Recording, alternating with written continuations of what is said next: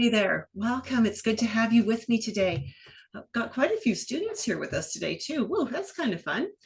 Fantastic. Just a reminder for those of you who watch this on the recording after we send that out to take a moment and just like it, leave a comment, subscribe to the channel, share it. The more interaction we get on the YouTube recordings, the more people see the recordings. And that does help me, but it's nice to also get the word about iridology out to everyone. So if you would just take a moment and do that, and even if you're watching it now, when you get that recording link, if you just pop into YouTube and drop a comment, it just is much appreciated. So this is a really interactive webinar today. Those of you who've been with me for more than about 10 minutes know that I value interaction. So comments in the chat box, questions in the chat box, things like that, anything that fits into the scope of what we're talking about today, I will absolutely be happy to incorporate. All right, let's just see where we're at here.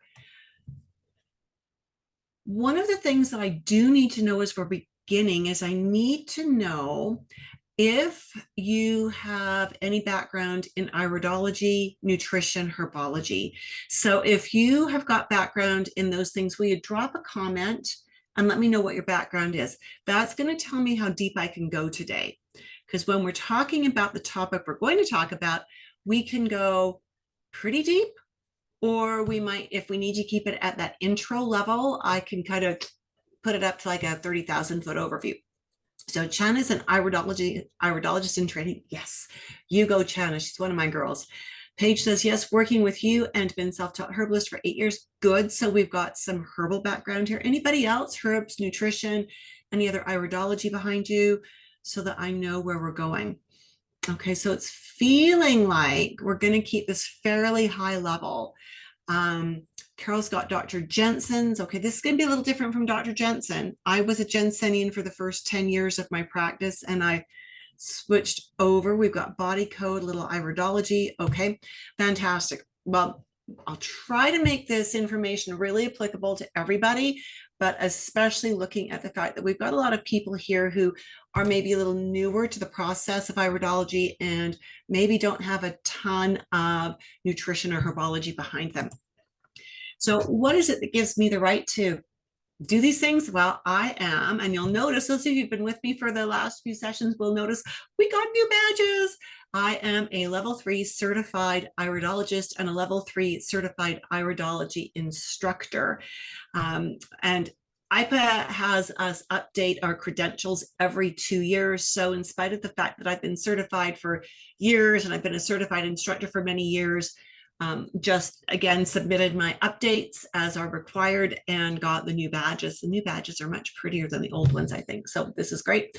I got into holistic healing over 4 decades ago. I had health problems. The doctors couldn't seem to put their finger on it, and they were not giving me anything that I felt as a very young adult was useful information.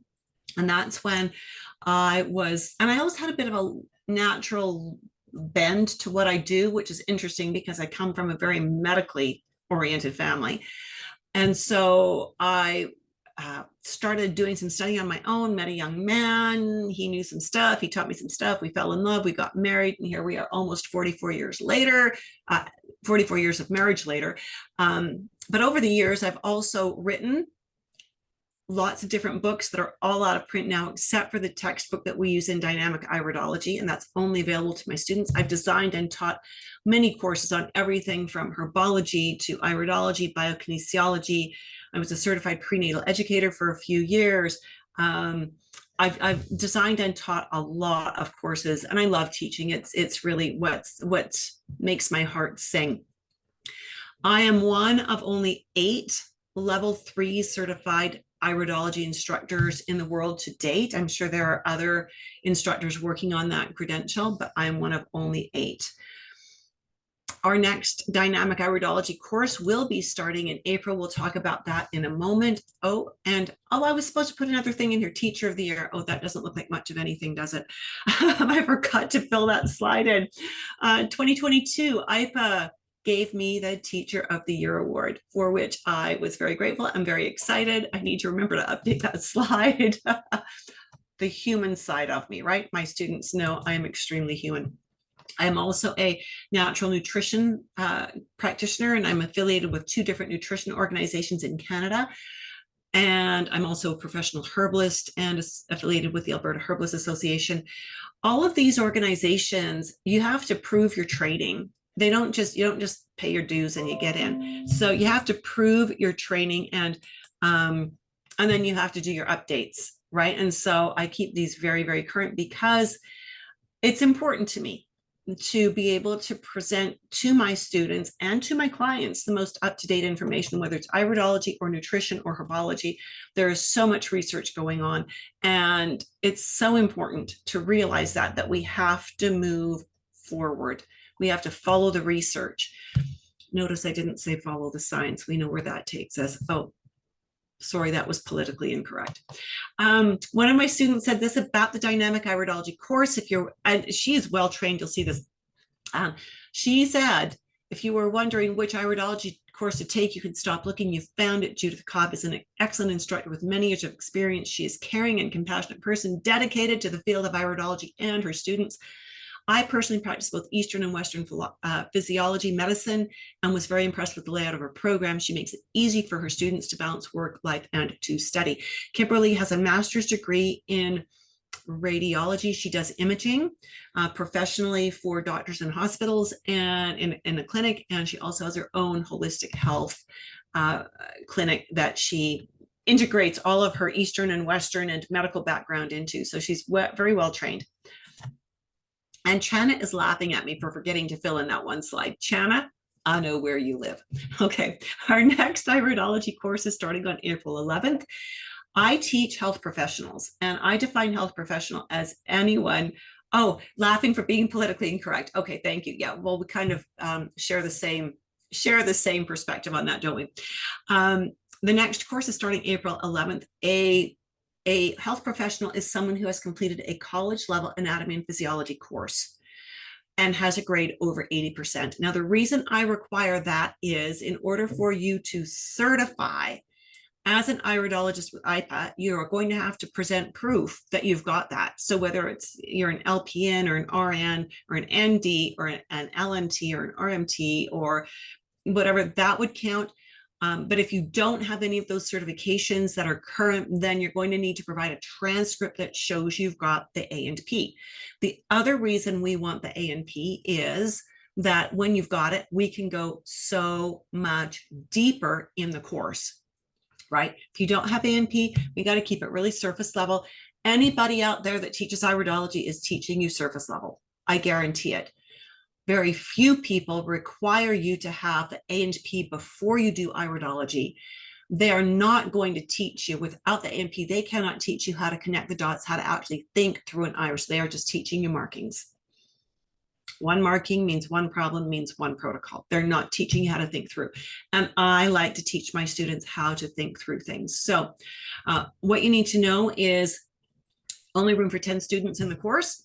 And beyond that, you have to speak with me. I don't pass out a registration link so everyone can register. You have to speak with me. So you want to grab this link, tinyurl.com/dynamic-iridology, schedule a time for us to speak on Zoom. And it's a casual conversation. This isn't me putting the thumb screws on trying to convince you that this course is a good fit. This is really for us to get to know each other, for us to make sure you've got the right A and P under your belt, and then for us to decide together, does our energy work together? Is this course a good fit for you? Does it meet the goals that you have for yourself? And if it is, I'll give you the enrollment link. If it isn't, I will send you in a direction. Maybe you need to get the A and P, or maybe there's something else that you should do before you come into the course. I want students for whom this is a good fit. I'm serious. So watch Chana's comments. She's a sassy thing, she is. True, how deep you go in the course and your knowledge you pass on. Judith is a lovely teacher and mentor. Highly recommend booking a call. Bonus points if you bring tea and not coffee to our Zoom meeting. Yep, like I said, she's a sassy thing. All righty, so enough commercial. Let's actually get into what you're here for. Sound good? Let's look at some eyes. So in constitutional iridology, which is what we teach in the dynamic iridology course, the reason I distinguish between the two is constitutional is the eyes. Dynamic includes the integration of a little bit of herbology, a little bit of nutrition, and it teaches you how to connect the markings and how to think through an iris and how to think through what questions you need to ask your client based on their symptoms and the eyes. So it's dynamic because I'm teaching you practical professional application. Okay, does that make sense? If that makes sense, give me a makes sense in the comments box. My goal isn't to teach you just nuts and bolts, it's to teach you how to be successful in an iridology practice. So in dynamic iridology, you will learn to distinguish between 7 different kinds of contraction furrows, but today we're just going to do an overview. We're just going to talk about contraction furrows in general because we don't have time to dissect this. So the first thing I want to know is, what are some other things you have heard or seen these kinds of wrinkles in the eyeball called? If you've been on any social media sites, you've seen these called many different things. What are some things? Chana says stress rings. Yeah, many people call them stress rings. Anything else? Nerve cramps? Or nerve rings or cramp rings. You kind of got them both in there, Chana. Good job. Nerve rings. Fantastic. Yep. Excellent. Those are really common. Now in constitutional, we do call them contraction furrows. Contraction furrows. We're going to talk about why in a minute. And we're going to today debunk some myths about these. And we're also going to look at the anatomy of the iris because we need to understand the iris structure in order to understand these. So what we're going to do is we are going to look at an iris, but we're going to cut it and we're going to look at that cut edge end on. Okay, so you can think of a donut, and if you've got a donut and you cut the donut, we're going to look at that cut end of the donut. I hope that makes sense. Okay, so Liz is giving us a laugh. Yeah, there we go. So this is that cut edge of the donut, or the cut edge of the iris. So the pupil is here. This is just one side of one. You've got that donut, right? We're just looking at this one piece right here. And so what we want to look at is right here. So a contraction furrow is literally a wrinkle in the iris tissue. Now, just notice, this is interesting, that if the surface of the iris is wrinkled, actually all of the tissue, all of the layers down, this isn't really empty space, it's filled with trabecular fibers, all the way down to the back side of the iris, all have to wrinkle in parallel. Imagine you've got a whole bunch of fabric, maybe you've got like 7 bath towels all stacked up. If you squish the ends, they're all going to wrinkle in the same places to fit the squish. Does that make sense? That makes sense. Just give me a thumbs up or let me know that makes sense. There we go. Okay, so what we're looking at here then is how the iris is wrinkled. I often call these wrinkles on the eyeball. When I'm working with a client, contraction furrow is going to be way up here for them. They're not going to understand what that means. So I will just show it to them. I'll say, these are actually wrinkles in your eyeball, right? Now, when these form because of stress, and I want you to think of, if you've ever worn blue jeans and you've had that favorite pair of blue jeans and you wear them and you wear them and you wear them until you wear through the knees or the butt or whatever, right? Because they're your favorite pair of blue jeans. They are so comfy. The seams start to fall apart. What do you notice about the fabric right in front of your thigh, at the top where your thigh hooks onto your body? You get wrinkles there, right? And you get perma creases. You could iron those wrinkles till you are blue in the face, but next time you put them on, those wrinkles are going to form in the exact same spot all over again because the fabric has been stressed there, right? It's exactly what happens in your eye. When a baby is developing in utero, that baby actually has nervous system responses. And the sympathetic and parasympathetic system alter the size of the pupil. As the pupil gets larger, the iris tissue compresses. As the pupil gets smaller, the iris tissue stretches out. Nobody ever explained this to me when I first studied iridology decades ago. It was, and as I figured it out, it was like, oh, wow, that is, now I really get why these are there. And so, because the baby does experience stress in utero, responding to mom's hormones, responding to what's going on with mom's circulation, all those kinds of things, the baby's pupil is very active, and that will create these contraction furrows. The more time that pupil spends being wide open, which is the sympathetic response, which is fight or flight, the more time the iris spends being compressed, the more permacreased the iris is going to be. Does that make sense? Are we all on the same page here? Okay. Yep. Fantastical. So the next few pictures we're going to look at are of the same person. Now, when we look at this, the first thing I want you to know is we've got very dim light here. We can alter pupil size by the amount of light we use, right? The pupil, actually it's the interpupillary border that responds to the light that triggers the constrictor muscle or the dilator muscle to activate, and that alters the pupil size. And so when we've got a very low light, the pupil is going to be very big. That is going to super compress the tissue out in the iris, right?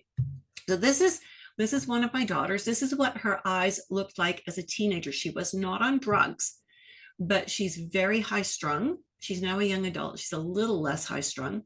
And everything, like a broken fingernail was a crisis. It was a world crisis. It's like, stop Parliament, stop the House of Commons, stop, just stop.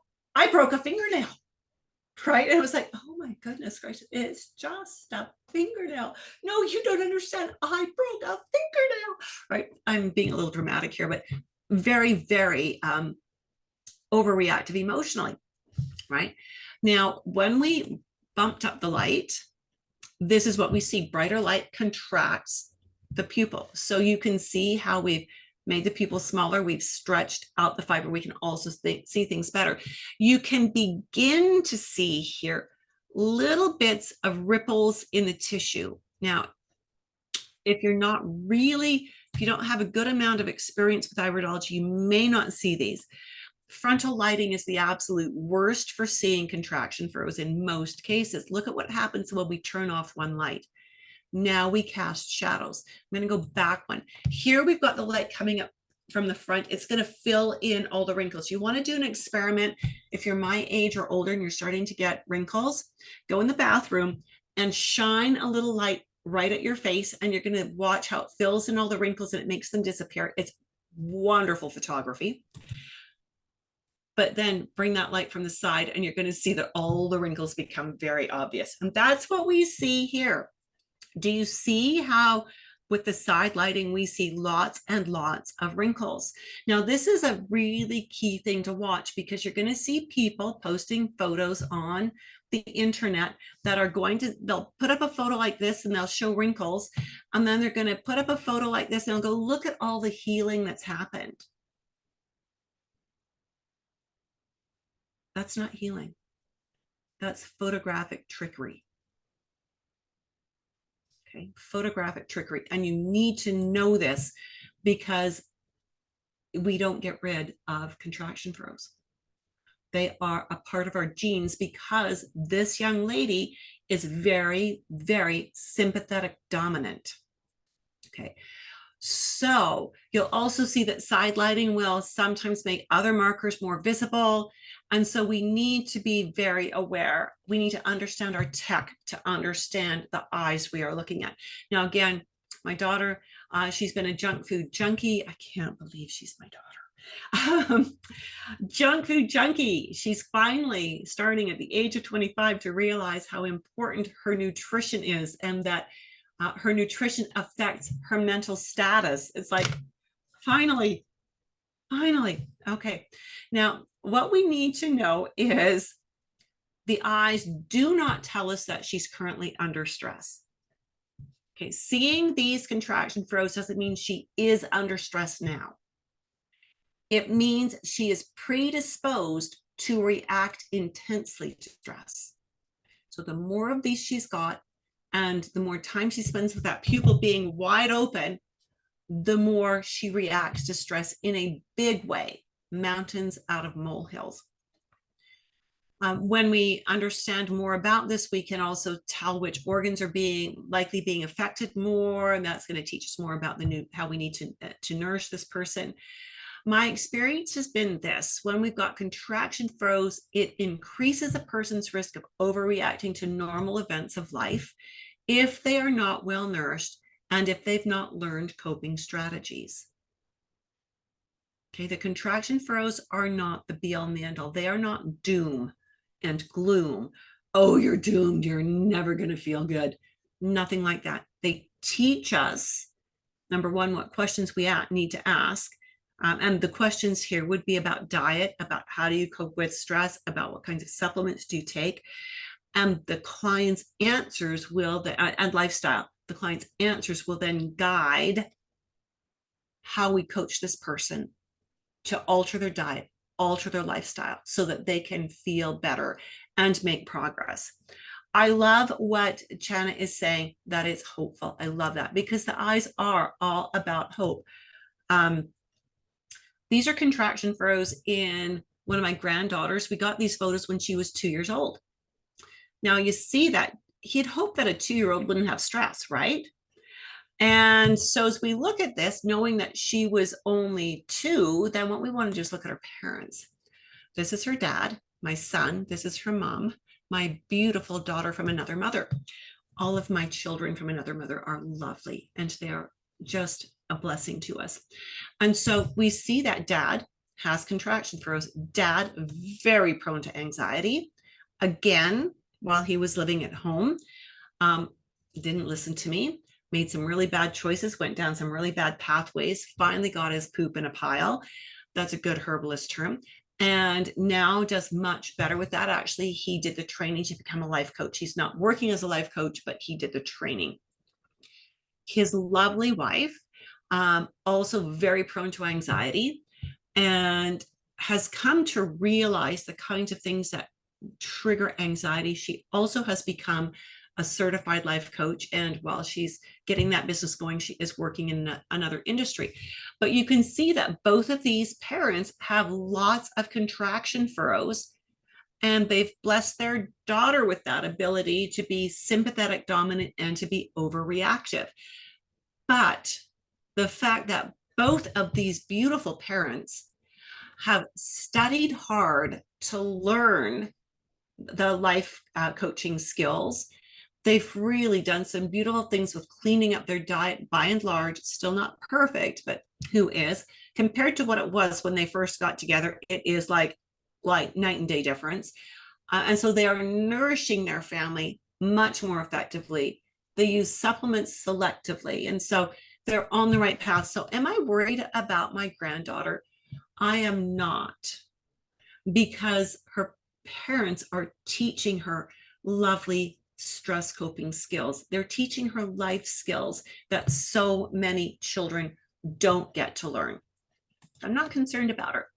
This was a little 2-year-old. She's a 3rd-generation client of mine. So I took care of her mom when her mom was pregnant and when her mom wanted to get pregnant. And I took care of her grandma as well many years ago. So mom brought this little 2-year-old into me and said, I don't know what's going on. My daughter is having meltdowns. And when she has a meltdown, she will scream for 8 hours straight without stopping, without eating, without drinking, without going to the bathroom, nothing. She just screams. And there's nothing we can do to distract her or to change it. We've tried everything from throwing her in a tub of cold water. We've tried food. We've tried bribes. We've tried toys. We've tried, you name it. We've tried it. And we just finally have to put her in a room and let her scream. And so her mom said, I don't know what's going on because this is a new thing. She used to be sweet. Even at the age of 2, we could talk with her, we could distract her, we could redirect her, but now we can't. So what do we know about contraction furrows? Contraction furrows tell us that the body needs extra B vitamins, vitamin C, calcium, and magnesium. Those are the nutrients that feed the nervous system, right? And when someone who has got contraction furrows doesn't get enough of those, that person will not manage stress well, has not got the physiological ability to manage stress. So we talked about this little girl's diet, and the diet's really good. The mom has written a cookbook. Food is cooked from scratch. Most of it's organic. It's whole grain. It's, you know, it's whole real food. It's not packaged junk food.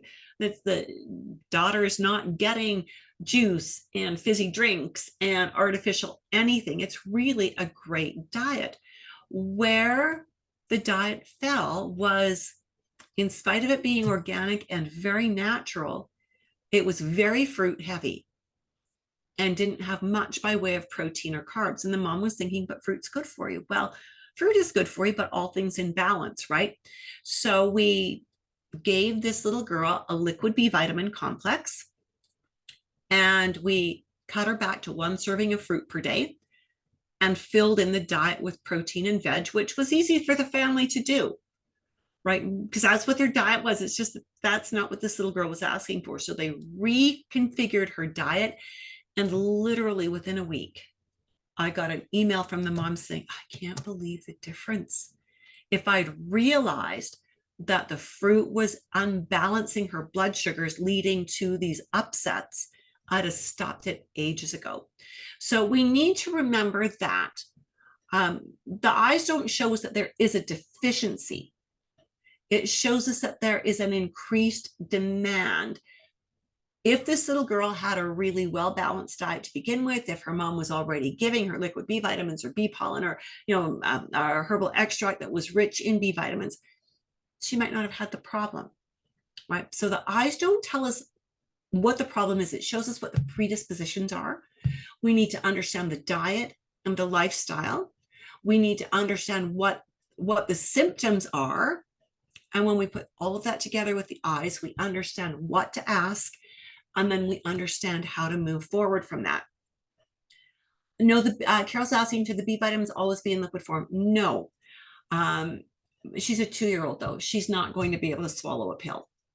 I shouldn't say that. One of my sons could swallow pills without water at the age of 2. Go figure. But this little girl couldn't, so we knew we needed to do a liquid B with her, right?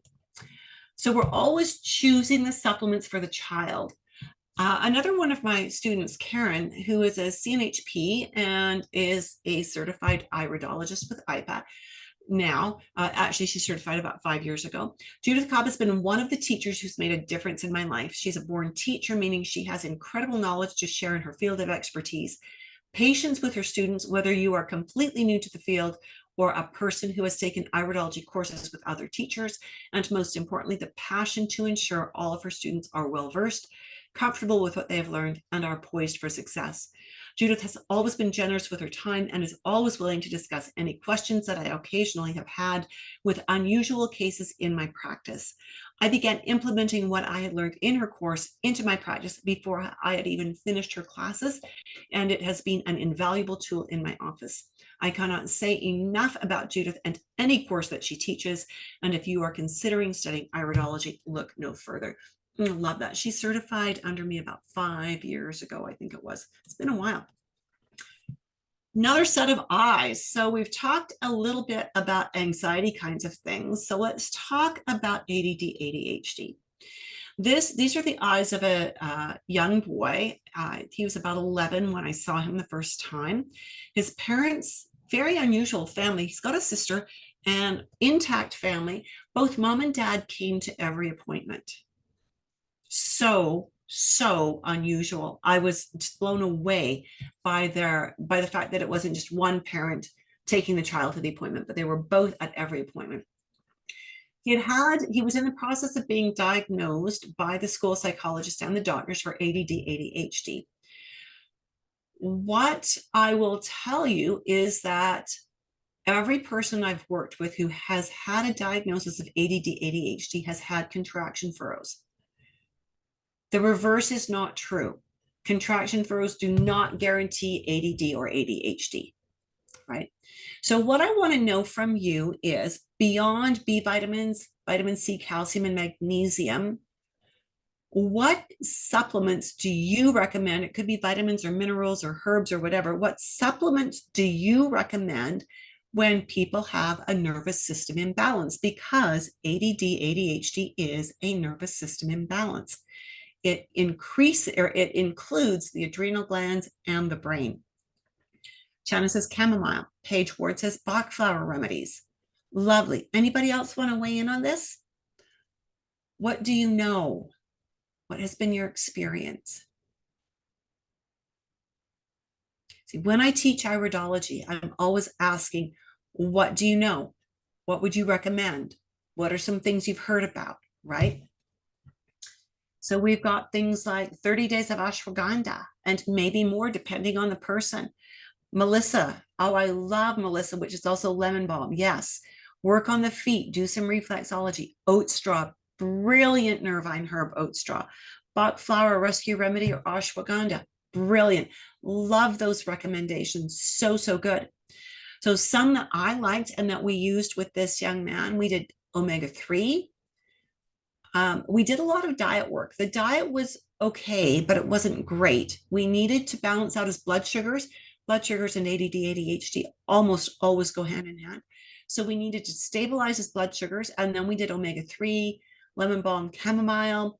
And if I see indicators that suggest the liver might be out of balance, and we don't have time to go into those today, I would add liver support because you need the liver to process the carbs, to make the cholesterol, to create the neurotransmitters and balance them.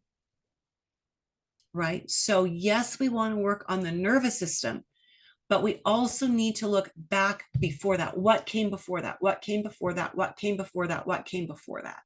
Because if we're only giving nervous system remedies, we're slapping a Band-Aid on it. Right? Right. So that's why we need the A&P. We need to be able to go back and back and back. We need to understand those pathways. As a Jensening iridologist, I've been taught that 3 complete contraction furrows going all the way around meant you are either headed for or coming out of a nervous breakdown. We now know that is not true. That has been proven to be very incorrect. I cannot tell you how many people in my early days I warned that they were probably heading into a nervous breakdown. That is not useful information, folks. Much more useful to talk about what their stress loads are now. What do they do for coping? What can we do to support them through this? Okay, I don't have the ability to diagnose and I don't have a crystal ball. I cannot see into the future, right? We need to be careful that we don't do that. You're going to see a lot of people doing that on the internet. Just saying, please avoid that temptation. Selena McKenzie, another one of my students, said this: I want to take a moment of your time and just put a huge thank you out there. I have been learning so much in the first few weeks of class, and it's been a true blessing. As an educator in my field of study, I feel as though I've taken so many continued education courses, and I really appreciate your detailed course.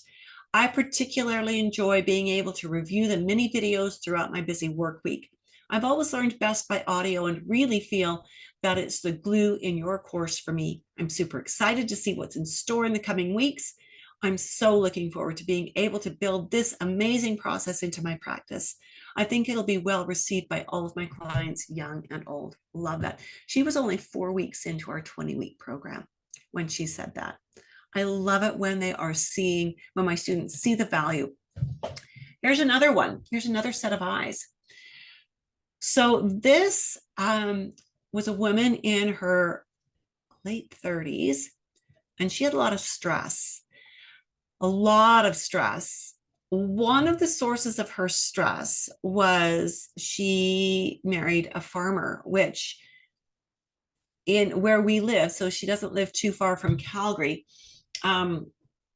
it can be brutal to farm here, right?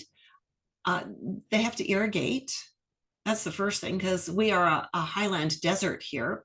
So they have to irrigate. But if we have droughts, then you don't get a crop, right? Your crops burn out.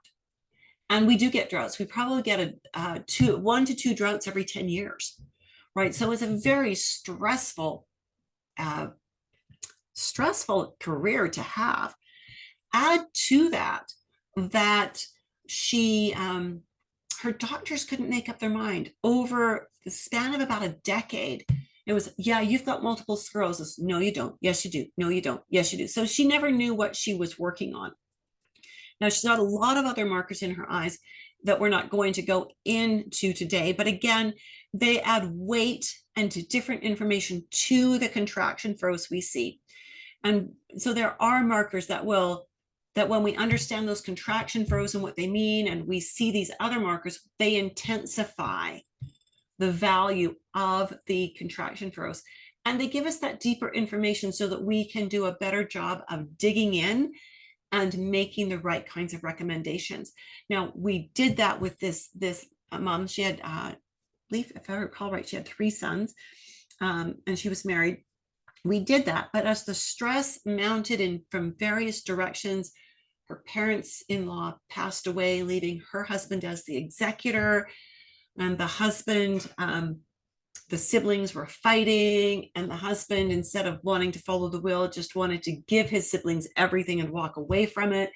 That caused a lot of stress in the marriage. It was a real mess. And because of the amount of stress she was under, she couldn't follow through with any of the recommendations. You know, when I said, let's just start with getting omega-3 every day, she couldn't remember to take her omega-3 capsules every day.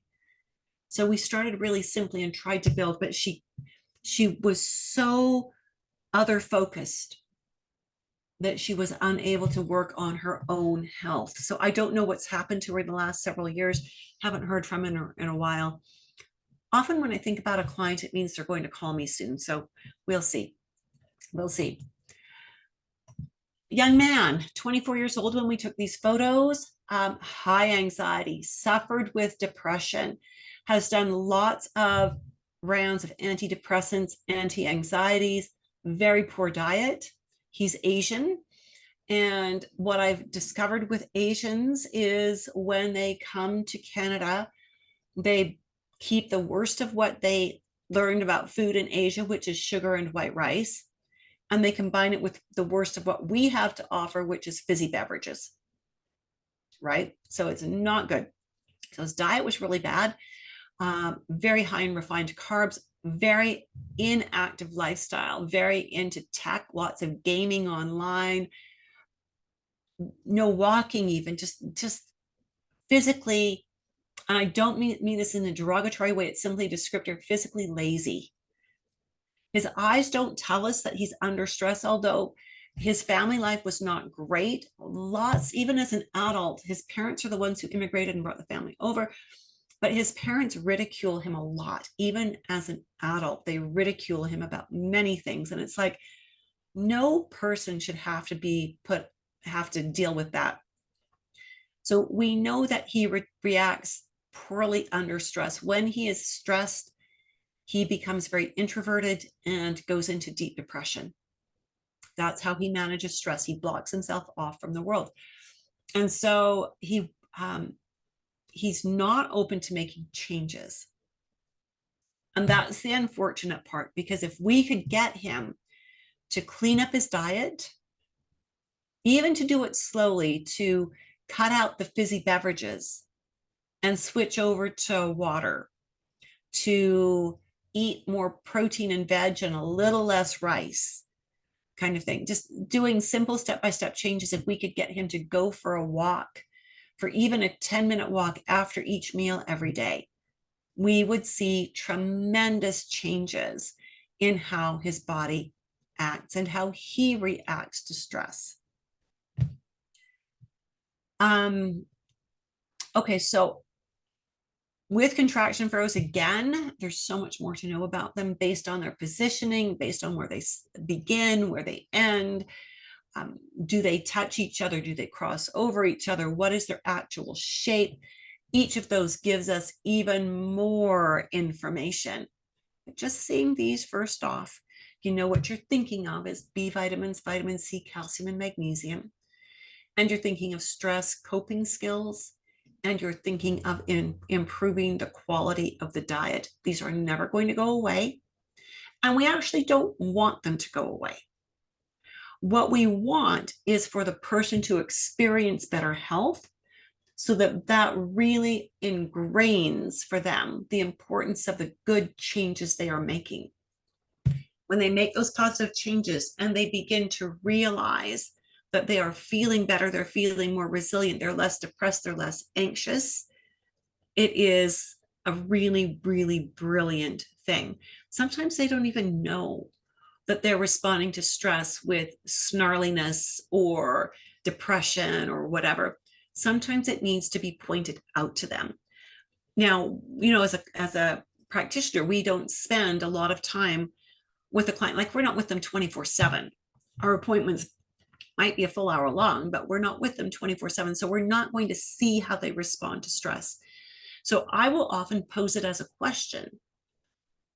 When you're under stress, how do you respond? What do you feel in your body? And they may not even know. They may not have paid attention to that.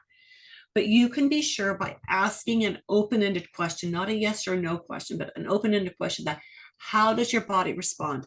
How do you feel? Where do you feel it in your body? What kind of language do you use when you're under stress? Right?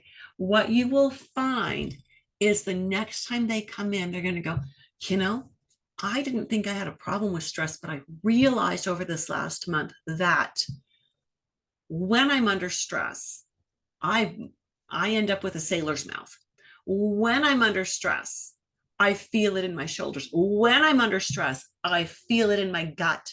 When I'm under stress, I get diarrhea. When I'm under stress, I crave carbohydrates, right? So asking open-ended questions lets them, helps them to be able to open up and be aware of how they feel and how they respond. And when they bring those answers to the next appointment, you're going to be able to go even deeper. I like what Chana says. That was very helpful, Judith. Thank you for the stress questions. Yeah, you're welcome. You're welcome. All right. So if you want to dive deep into contraction furrows, then I'm going to suggest that speaking with me about the Dynamic Iridology Assessment System program is maybe a good idea for you. It's the only live, online, fully mentored course for anyone who has an anatomy and physiology course already completed, college level, with a grade of 80% or better, or you're a licensed health professional. Why would you want to learn this? Because what I see is too many health professionals see the client, gather information, then they go off and they spend a couple of hours creating a protocol, creating a program, writing out a report, writing out notes to take back to their client, either by email. Oh my goodness, that just really makes me cranky. Or in a future appointment, to give their client this long list of everything the client needs to do. That long list is overwhelming for the client. The client doesn't know where to begin, right? And I was guilty of doing that at the outset of my business. Sure learned that one fast. When you spend 2 or 3 or 4 hours creating a report, doing an analysis, you're going to end up giving your client way too much information. The client's not going to know how to use that information because it is too much. It's an overload. Then they are going to fail in following through. And when they fail, they're not coming back. No one wants to come back and say, yeah, couldn't do it. Right? And so when you learn how to do iridology the way I teach it, you learn how to create the program in that session when you're with your client. So you're not spending extra time. You didn't get paid for those extra hours. Just saying, did you? I know you didn't, because nobody charges enough to cover those extra hours. If you can get your programs created right when you're with your client, it's going to be a succinct, precise, very small program, but you're going to hit the key points that are going to be easy for your client to follow through with. And they will be the points that will begin getting your client results the most quickly. So your client wants to come back the next month to say, I did what you said. I got the results you said I would get. What do we do next? Right? That's why I've got clients that are 3rd generation clients. It's about long-term retention. A one-off appointment doesn't do anybody any good. Doesn't do your client any good, doesn't do you any good. You and I both know it's more expensive to find a new client than it is to keep a client. So we just need to teach you how to use iridology to do your work more efficiently so that you can retain your clients. They value what you're doing, and they're going to start your word of mouth advertising. Now, this course is 45 hours of live instruction over 20 weeks with lots of other kinds of support in between and around the lessons. So if you already have your A&P under your belt and you're thinking, I'd really like to learn this, I'd like to talk with Judith about learning this, grab that URL, tinyurl.com/dynamic-iridology. And I'm sorry, I don't have that where I can cut and paste that to drop it in for you. So I'll give you a moment to bring that over. And again, it's never meant to be high pressure.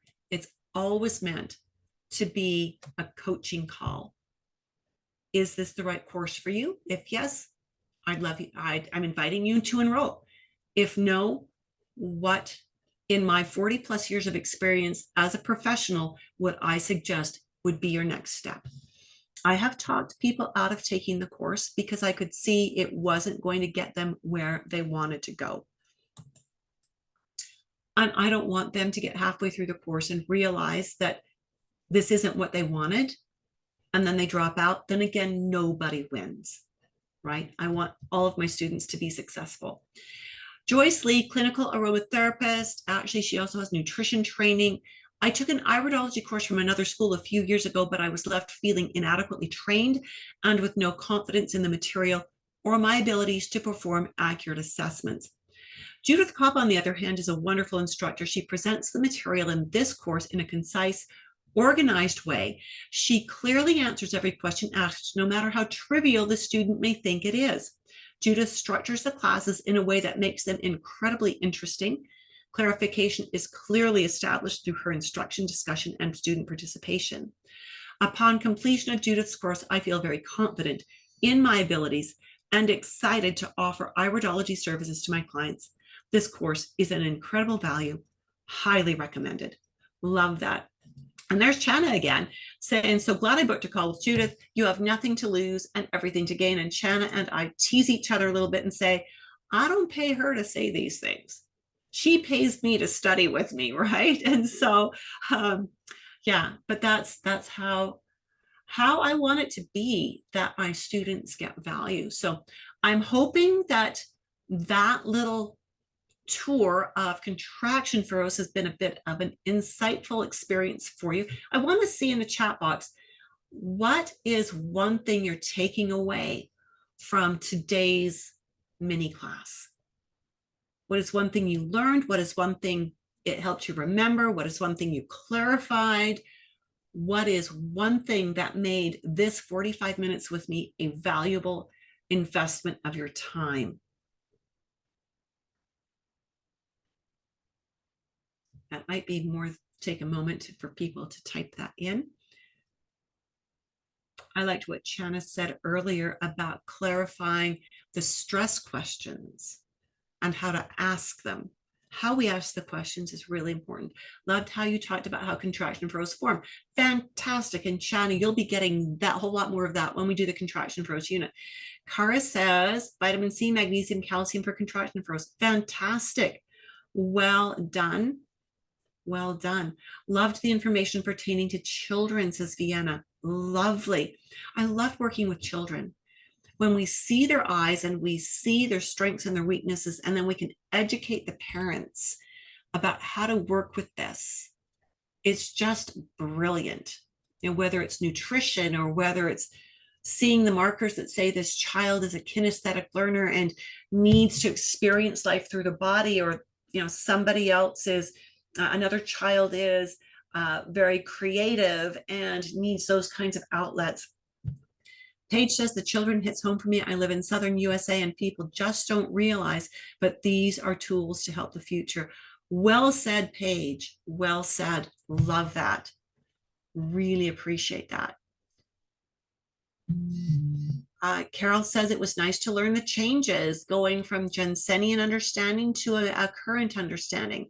Vienna says, I'm going to schedule a call with you. I need this training. I would love, love, love, love to chat with you, Vienna, and see where we can take you with iridology. And so, with that, I think that's all we've got for today, friends. Thank you so much for being with me today. And remember, when you watch this, I would love it if you would um, drop a comment, like it, share it, subscribe to my channel, all that kind of good stuff. And I hope to see you all soon. Take good care. Have a good one. Bye for now.